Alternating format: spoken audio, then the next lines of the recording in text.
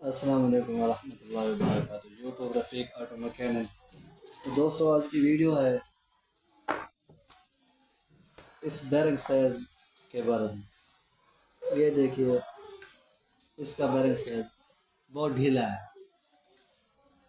तो इसको हम किस तरह टाइट करेंगे, ये आपको हम आज बताएंगे इस वीडियो में।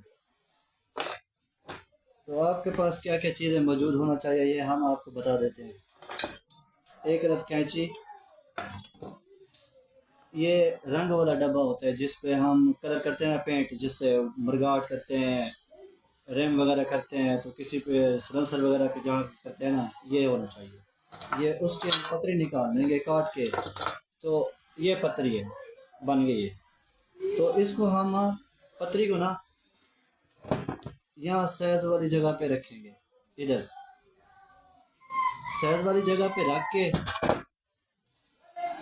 तो हम सैज वाली जगह पे रख के हमने बैरिंग को बंद करके हम इसी तरह ये इसको लगा देंगे, पंच कर देंगे। ये